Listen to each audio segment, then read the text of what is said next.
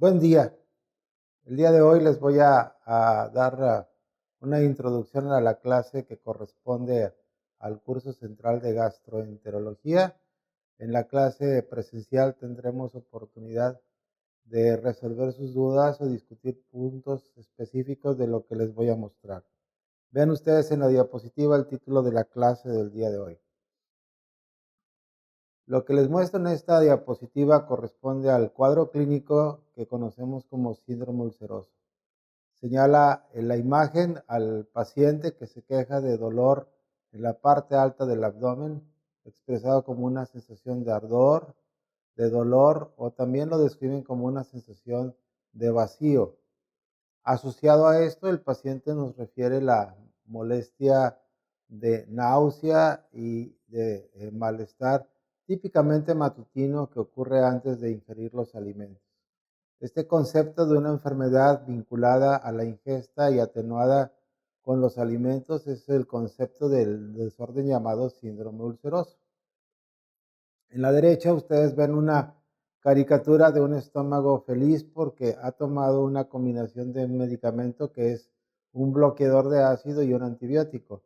Y en la parte central ustedes pueden ver la bacteria de la cual nos ocuparemos. Es el Helicobacter pylori, que ha sido destruido por el efecto de estos medicamentos. Por eso el título de la diapositiva es: ¿acaso la enfermedad ulcerosa es una enfermedad infecciosa? Y este es un paradigma que hemos desarrollado el conocimiento en los últimos 20 años.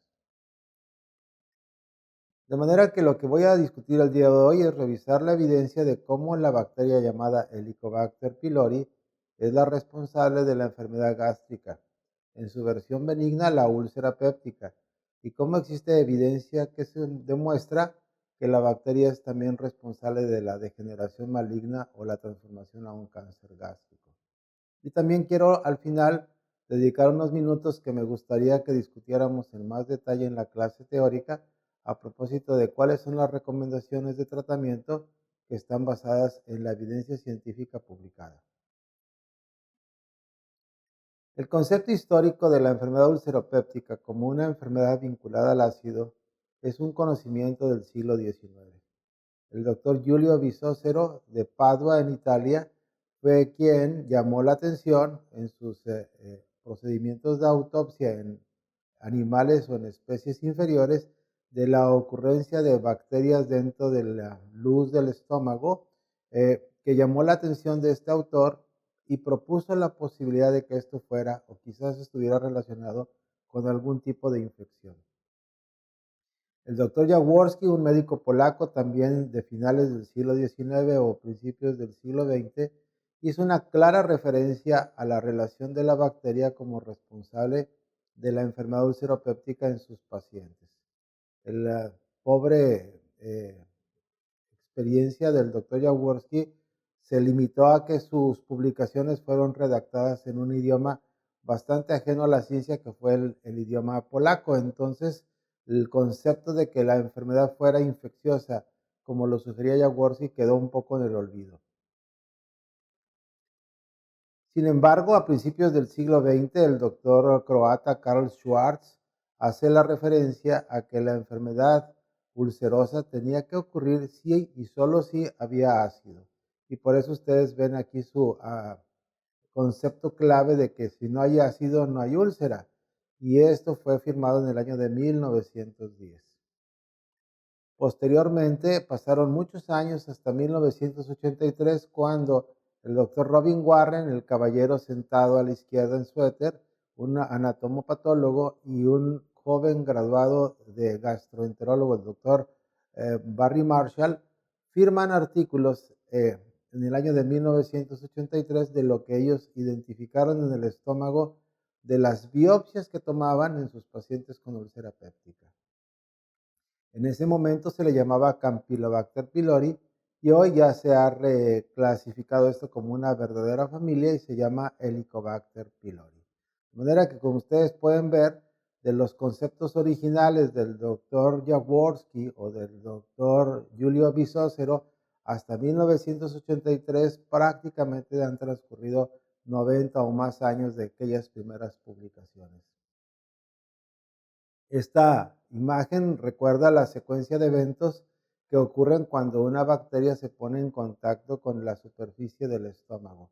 Toda esta serie de cambios que ocurren en respuesta al contacto de una bacteria, que les debo de llamar la atención, no invade el estómago, se queda adherida a la superficie o a la estructura superficial de las células del epitelio gástrico, y pueden ustedes despacio revisar en su texto cómo hay una respuesta inmune mediada por el hospedero, donde participan los linfocitos de tipo Th1, de tipo Th2, el factor de necrosis tumoral alfa, las interleucinas 1 beta, es decir, toda una cascada de eventos ante el contacto y la respuesta inmune que genera una reacción inflamatoria, y que veremos a continuación es muy importante en la ocurrencia de la enfermedad tanto benigna como maligna.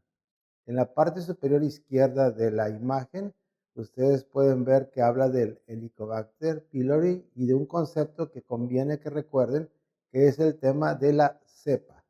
Hay bacterias más o menos virulentas y expresan la citoquina o la citosina relacionada con CAC1.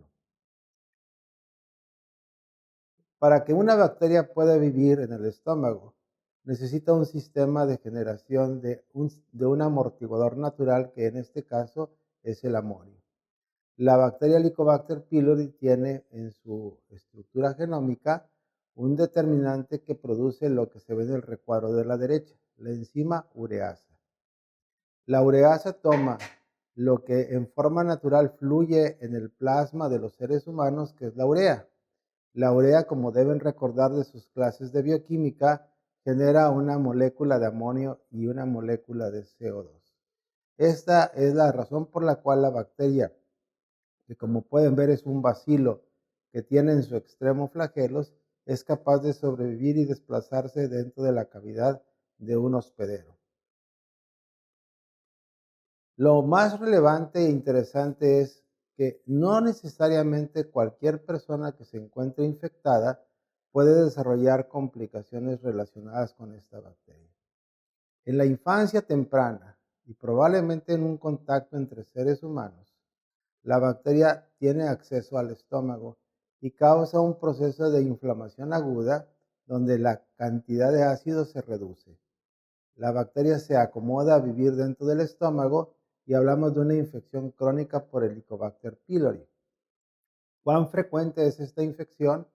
Se piensa que en México alrededor de 7 a 8 de cada 10 adultos, dependiendo de su edad, está infectado por la bacteria.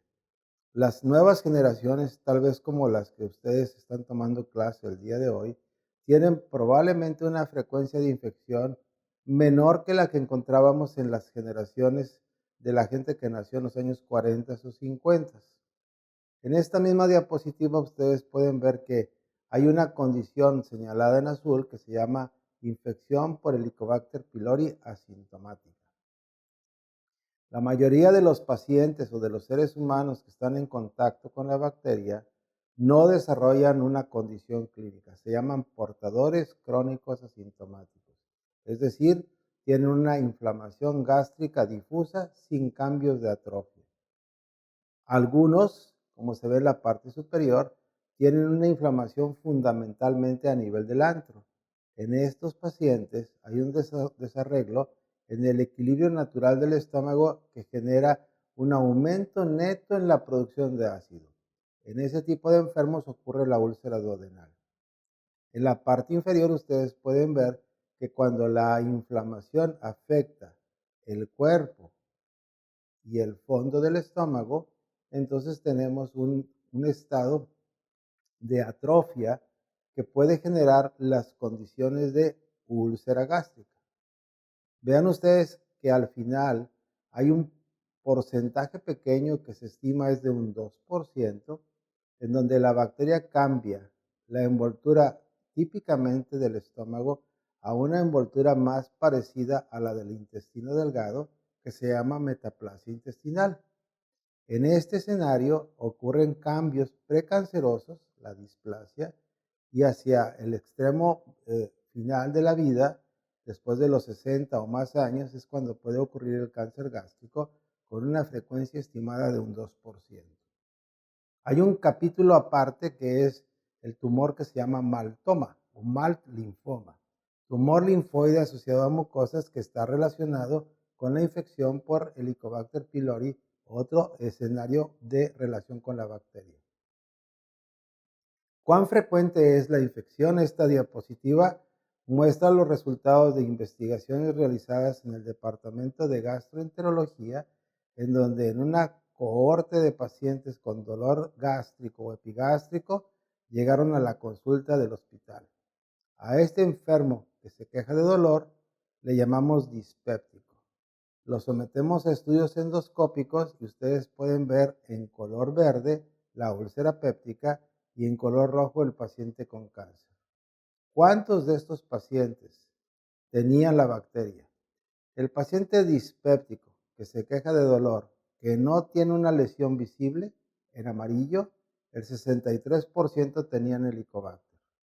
El grupo de enfermos con úlcera péptica en verde, el 90% tenía la bacteria. Y de los pacientes con cáncer, el 82% tenían la bacteria. En otras palabras, no todos los que están infectados van a desarrollar enfermedad demostrable, pero cuando ya existe una lesión documentada, como es la úlcera o el cáncer, hay una frecuencia relativa mayor. De manera que en esta diapositiva se menciona cómo el contacto de la bacteria desencadena un fenómeno secundario. En el extremo izquierdo, ustedes pueden ver el cambio de atrofia. Ahí la relación de riesgo para cáncer aumenta 2 a 8 veces. En la diapositiva se lee como OR o razón de momios. Cuando el cambio ocurre a nivel del antro, aumenta la acidez y el riesgo de úlcera aumenta de 3 a 6 veces. Por estimulación del sistema linfoide ocurre el llamado maltoma. El riesgo de que ocurra un maltoma puede ser de 6 a 50 veces más con respecto a los no infectados. Y ha sido un tema de discusión reciente si la infección por Helicobacter te protege de un fenómeno denominado reflujo ácido o ácido biliar, que es la enfermedad por esofagitis por reflujo. Parecería que la infección por Helicobacter reduce el riesgo de esta ocurrencia. Cuando aumentamos nuestra experiencia, esta diapositiva ya colecta 67 pacientes con úlcera. Seguimos observando que el 90% de ellos tienen la bacteria, como se ve en esta diapositiva. ¿Qué factores determinan que a unos les ocurra y a otros no una enfermedad clínicamente documentada? Factores propios del hospedero, que son determinantes de respuesta inmune como los haplotipos de histocompatibilidad, la interleucina 1 beta, o factores de la bacteria de virulencia como la expresión del CAC-A que ustedes ven en el recuadro en la derecha. Es un sistema que condiciona una respuesta propiamente en la célula infectada que termina expresando factores de inflamación o factores del ambiente como la dieta y la edad de contagio. Ha sido posible secuenciar el contenido genómico del Helicobacter pylori y se conoce, como pueden ustedes observar en esta diapositiva, cuál es el determinante del DNA del Helicobacter que expresa para los factores de virulencia. Específicamente en este recuadro se ve lo que se llama isla de patogenicidad de CAG. Las bacterias que expresan CAG son más virulentas. Y esta diapositiva retrata también cómo esta bacteria en la superficie inyecta la información intracelularmente, la proteína CAG, y define lo que vemos en esta diapositiva. En el hospital hemos aislado y cultivado la bacteria, extraído el DNA y les puedo decir que los pacientes ulcerosos, el 90% expresan CAG. En cambio, los dispépticos solo el 43%, una diferencia estadísticamente significativa. Y en el caso de los pacientes con cáncer, el 67% expresan CAG-A.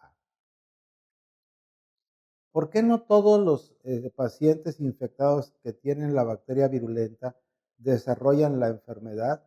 Este es un tema que se ve en esta diapositiva en relación a la bacteria CAC positiva occidental con respecto a la bacteria CAC positiva oriental. Seguramente van a encontrar en el texto que la ocurrencia del cáncer y la enfermedad agresiva en Japón y en Oriente es mayor que la que tenemos en América. Parece ser que la molécula de CAC, aunque esté determinada genéticamente, no es igual, y esto se ve en la parte que se muestra en la parte inferior de la diapositiva, que es el tema de la fosforilación de proteínas. En el año 2005, nuestro grupo hizo una investigación que en esta diapositiva se ve reflejado en cuanto a la frecuencia relativa de polimorfismos. ¿Esto qué quiere decir? Que heredas fragmentos distintos de la expresión de la interleucina 1 beta, de su receptor y del factor relacionado al factor de necrosis tumoral alfa.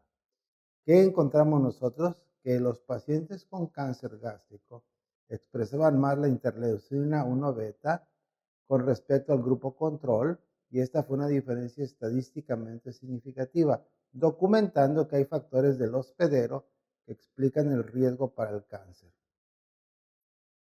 También analizamos la expresión del CAC y del BAC, ambos son factores de agresividad, y la bacteria agresiva aumenta el riesgo 6 veces más para desarrollar cáncer y displasia de alto grado, HGD, que el grupo control.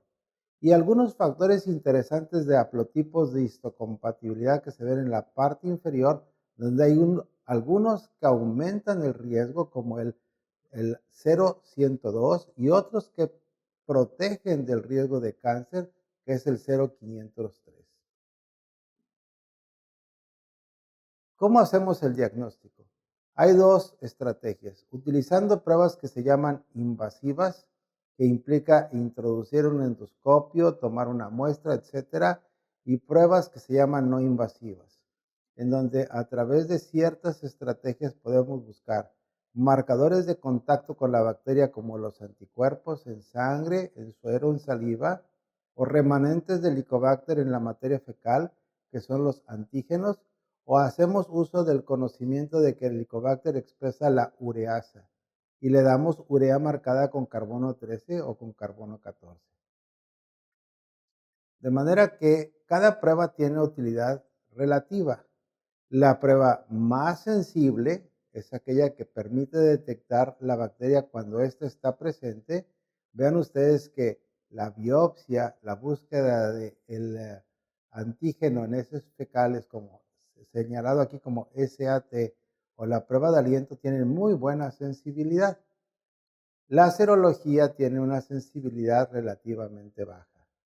Pero lo que quiero llamar la atención es en la utilidad relativa de cada prueba. Si lo que quieres es detectar la infección, podrías utilizar pruebas no invasivas. Si lo que quieres documentar es la curación, lo que tienes que utilizar son pruebas no invasivas. El costo relativo de cada prueba, y esto lo veremos en clase, es distinto. ¿Cómo se comportan estas pruebas en la práctica real? Esta publicación del año 2006 de nuestro grupo demuestra que la histología tiene una buena sensibilidad, mayor del 90%, pero se compara perfectamente con el cultivo y con la serología. El problema que tenemos con esta prueba es la especificidad, pues a veces los patólogos detectan u observan cosas que no están ahí, que no corresponden a la bacteria. De manera que la serología es una buena estrategia para hacer el diagnóstico de la presencia de la bacteria a un costo razonable.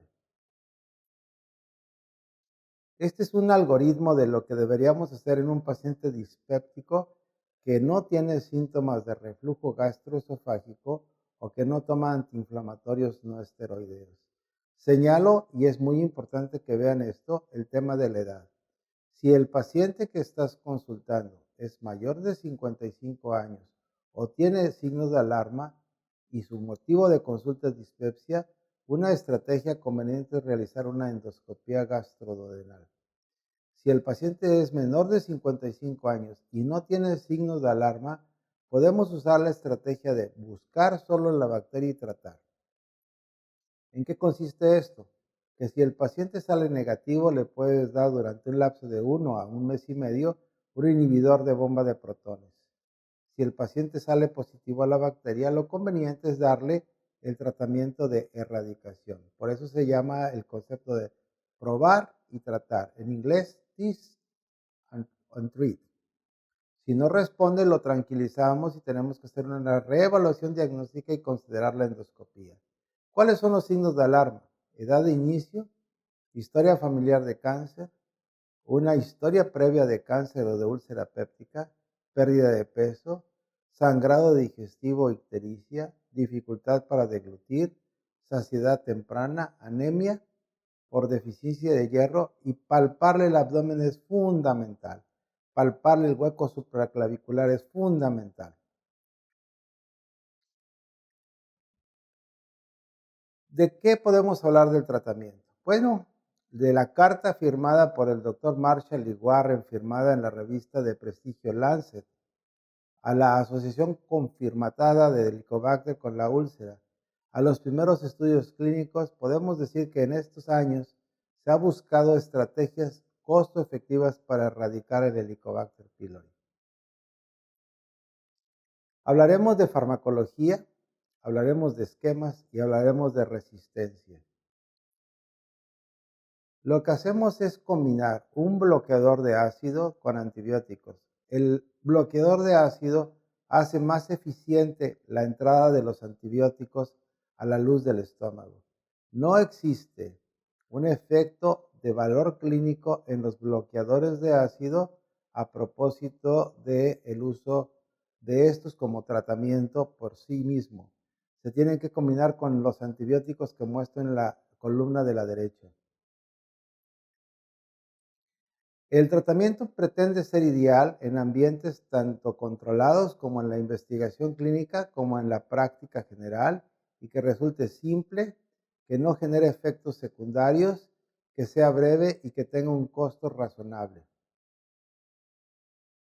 Los medicamentos más usados son, por ejemplo, los macrólidos, que como ustedes recuerdan, este es un antibiótico que inhibe la síntesis de proteínas a través de la unión a ribosomas. Les llamo la atención en lo que se llama MIC, que significa concentración mínima inhibitoria. ¿Cuánto requiero de antibiótico para inhibir el 90% del crecimiento de la bacteria? La claritromicina requiere cantidades muchísimo más pequeñas, pero es un factor modificado por el pH. Recuerden que el pH del estómago es 1. Entre más ácido, se requiere más medicamento. Por eso dice en la parte inferior que la concentración mínima inhibitoria va aumentando cuando el pH es menor de 5.7. ¿Cuán sensibles son las bacterias que vemos en nuestra zona geográfica? Nosotros hicimos un trabajo en el año 2002 que ven representado en esta diapositiva. Hay resistencia a metronidazol en el 37% de las cepas. Las quinolonas, que son ofloxacina, levofloxacina, en un porcentaje bastante bajo. Y vean ustedes como en la claritromicina el porcentaje es menor del 9%. No encontramos en este estudio resistencia a amoxicilina o a tetraciclinas. ¿Cuáles son los esquemas de tratamiento? Generalmente utilizamos un inhibidor de bomba y agregamos al menos 2 antibióticos de la lista que ustedes observan en esta diapositiva. 2 o 3 antibióticos. ¿Por qué fallan los tratamientos? Porque el antibiótico no alcanza concentraciones suficientes en el estómago, porque el medicamento se bloquea por el efecto del pH ácido, porque el paciente no se toma el medicamento, o porque existe algo que ha ido aumentando a nivel mundial, que es la resistencia del Helicobacter, porque en el pasado el paciente recibió tratamiento por alguna otra indicación, o porque la manera en la que el cuerpo dispone de los medicamentos está determinado de manera genética. ¿Es posible el Helicobacter eliminarlo con 7 días?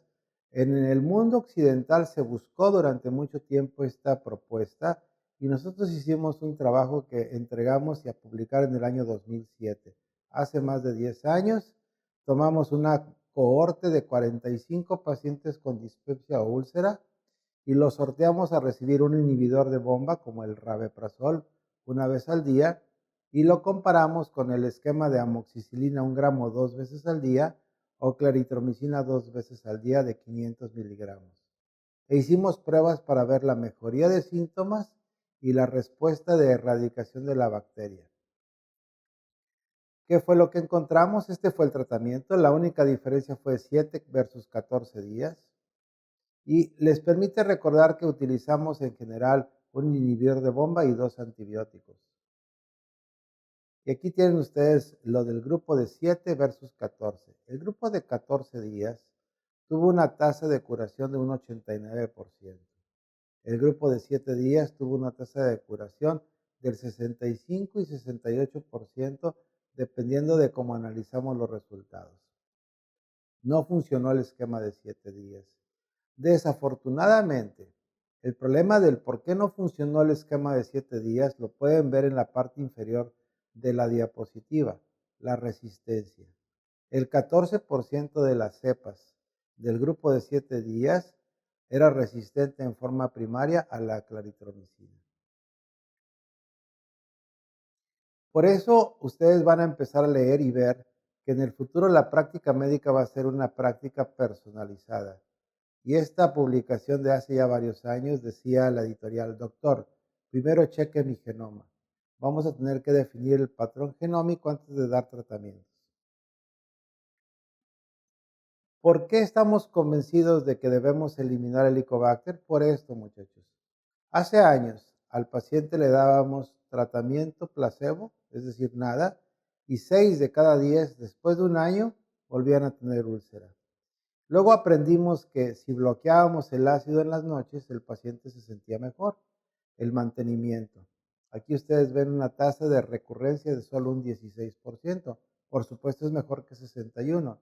Pero si erradican el Helicobacter en la parte izquierda de la diapositiva, ustedes ven que la recurrencia es menor del 10%. Entonces, esta es la razón por la cual estamos convencidos que el Helicobacter pylori, eliminarlo, mejora la tasa de cicatrización, evita la recurrencia y también mejora la tasa de complicaciones.